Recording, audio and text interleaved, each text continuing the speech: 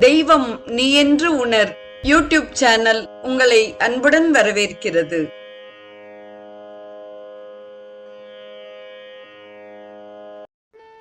அன்பு உள்ளங்கள் அனைவருக்கும் இனிய சுபதின வணக்கம். இன்றைய தினம் ஸ்ரீ லலிதா சகஸ்ரநாமத்தில் 47வது நாமம் தொடங்கி 54வது நாமம் வரை சிந்திக்க இருக்கிறோம். முதலில் வரும் நாமம் ஓம் மராளி மந்தகமனாயை நமக என்பதாகும். அன்னப்பறவையைப் போல் மெல்ல மெல்ல நடந்து வருபவள், அன்னப்பேட்டினைப் போல் மென்மையான நளினமான நடையுடன் தேவர்களை நோக்கி வருகிறாள் அம்பிகை. மெல்ல நடப்பவள் என்ற பொருளில் மந்தகமனி என்ற சொல்லை தேவி உபாசகரான சங்கீதமூர்த்தி ஸ்ரீ முத்துசுவாமி தீட்சிதர் எடுத்தாண்டிருக்கிறார். தொடரும் நாமம் ஓம் மகாலாவண்ய சேவதையே நமக என்பதாகும். பேரழகு, பெட்டகம், ஒளி பொருந்திய அழகு இவையெல்லாம் லாவண்யம் எனப்படும். அம்பிகை ஒளியும் பேரழகும் உடையவள். உலகத்தில் உள்ள அத்தனை பேரழகும் ஒன்று சேர்ந்த லாவண்யம் உடையவள். அதனால் பேரழகு பெட்டகம் என்றனர். அழகுக்கு ஒருவரும் ஒவ்வாத வள்ளி என்பார் அபிராமி பட்டர். கம்பராமாயணத்தில் ராமனை வடிவென்பதோர் அழியா அழகுடையான் என்பார் கம்பர். தொடரும் நாமம் ஓம் சர்வாருணாயை நமக என்பதாகும். எங்கும் எல்லாம் சிவப்பானவள். ஆடை, ஆபரணம், திருமேனி, ஒளி அனைத்தும் சிவப்பானவள். கருணையின் நிறம் சிகப்பு என்று கூறுவர். கருணையின் மொத்த உருவமான அம்பிகை எங்கும் சிகப்பாக திகழ்கிறாள். அனைத்தும் சிவப்பானவளை சிந்துர வண்ணப் பெண்ணே என்று அழைத்து மகிழ்கிறார் அபிராமி பட்டர். தொடரும் நாமம் ஓம் அனவத்யாங்கியை நமக என்பதாகும். குறை காண இயலாத வடிவுடையவள். அனவத்ய கூட்டல் அங்கி என பிரித்து குறை காண முடியாத அங்கங்களை உடையவள் என்று நாம் பொருள் கொள்ள வேண்டும். கேசாதி பாதம், பாதாதி கேசம் என்று எப்படி பார்த்தாலும் எந்த ஒரு அங்கத்திலும் குறை காண இயலாத வடிவடகை பெற்றவள் அம்பிகை. தொடரும் நாமம் ஓம் சர்வாபரண பூஷிதாயை நமக என்பதாகும். எல்லா ஆபரணங்களும் பூண்டவள், குறைவில்லா அழகி. எல்லா அணிகலன்களையும் அணிகிறாள். எல்லா ஆபரணங்களும் அவளால் அணியப் பெற்றன. அவளுக்கு அவை அழகூட்டவில்லை. அம்பிகை அணிந்ததால் அணிகலன்கள் அழகு பெற்றன. ஆதலால் அணியும் அணிக்கு அழகே என்றார் அபிராமி பட்டர். இமவான் பார்வதியை கன்யாம் கனக சம்பன்னாம் சர்வாபரண பூஷிதாம் என்று கூறியபடி ஈசனுக்கு மணமுடித்து கொடுத்ததாக மகாஸ்காந்தம் கூறுகிறது. எனினும் பார்வதிக்கு ஆபரணங்கள் அழகு செய்யவில்லை. அவை தேவியால் அழகு பெற்றன என்ற பொருளில் வாக்தேவிகள் தேவியின் மேன்மையை கூறி தோற்றத்தை விவரித்து கேசாதி பாத வர்ணனையையும் நிறைவு செய்தனர். இனி தேவியின் இருப்பிடம் முதலியன குறித்து தொடர்ந்து வரும் நாமங்களில் சிந்திப்போம்.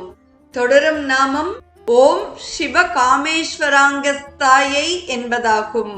காமேஸ்வரனாகிய சிவபெருமானின் மடியில், அதாவது தொடை மீது அமர்பவள்.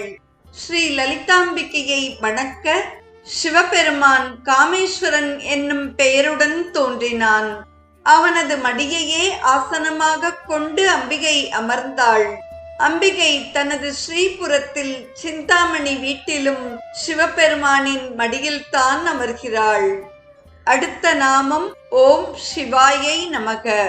சிவமாய் இருப்பவள், அதாவது மங்களத்தன்மையாகவும் சிவனின் வடிவமாகவும் இருப்பவள்.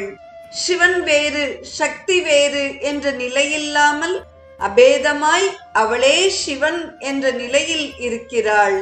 எவ்வடிவம் இறைவனோ அவ்வடிவமே சக்தியும் ஆவாள் என்று லிங்க புராணம் கூறுகிறது.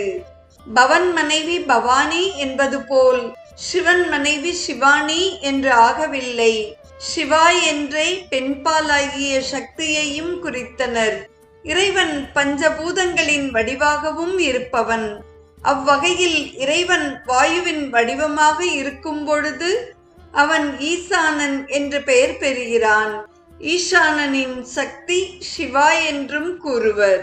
சிவசிவா என்று நாம் அழைக்கும் பொழுது முதலில் உள்ள சிவ இறைவனையும் பின்னால் உள்ள சிவா சக்தியையும் குறிக்கும் என்று கூறுவார்கள். சிவா என்பதையே சிவை என்றும் கூறுகின்றனர். காவிரிக்கரை கிராமங்களில் நவராத்திரி கொலுவை சிவை ஜோடிப்பு என்று குறிப்பிடுகின்றனர். இன்றைய நிகழ்வில் நிறைவாக வரும் நாமம் ஓம் ஸ்வாதீன வல்லபாயை நமக என்பதாகும். தன்வயப்பட்ட அன்புமிக்க கணவனை உடையவள். ஸ்வாதீனம் என்ற சொல்லுக்கு தன்னுடைய வசத்தில் என்ற பொருளும், வல்லபா என்ற பொருளுக்கு அன்புள்ள கணவனை வைத்திருப்பவள் என்ற பொருளும் வருகிறது. சக்தியின் துணையின்றி சிவத்தால் சிறிதும் செயல்பட இயலாது என ஆதிசங்கரர் தமது சௌந்தரிய லகரியின் முதல் ஸ்லோகத்திலேயே குறிப்பிடுகிறார். ஜகத்திற்கே நாயகியாய் உள்ள தேவியின் சேர்க்கை இல்லாது போனால் சகல வேதங்களும் போற்றும் பிரம்மமாகிய ஈசனும் எவ்வித செயலும் செய்ய இயலாத திறமை அற்றவராக ஆகிவிடுகிறார்.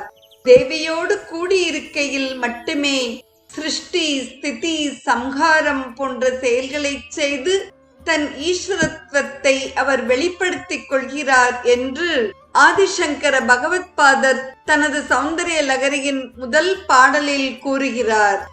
இங்கு தன்வசத்தில் வைத்திருப்பவள் என்றால் கணவன் மீது ஆதிக்கம் செலுத்துபவள் என்பது பொருள் அல்ல.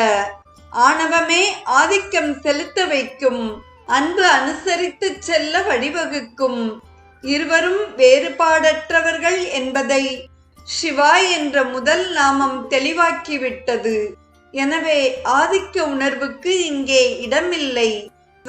தன்னுடையவர்க்கு அதீனா அடங்கி இருப்பவள், வல்லபா அன்புக்கு உகந்தவள். இவ்வாறு பிரித்து பொருள் கொண்டால் தன்னுடைய கணவருக்கு அடங்கியவளாகவும் அன்புக்கு உரியவளாகவும் இருப்பவள் என்ற பொருள் நமக்கு கிடைக்கப் பெறுகிறது. சுவாதீனா என்ற சொல்லுக்கு சுதந்திரமானவள் என்ற பொருளும், வல்லபா என்ற பொருளுக்கு அன்புக்கு உகந்தவள் என்ற பொருளும் உண்டு. பிறருக்கு கட்டுப்படாமல் இயங்கும் சுதந்திரமும் அன்புக்கு உகந்தவளாக இருக்கும் தன்மையையும் ஒருங்கே பெற்றவளாகிறாள் அம்பிகை. பெண்ணுக்கு பெரிதும் விருப்பமான முக்கியமான இடம் கணவன் இருக்கும் இடமே ஆகும்.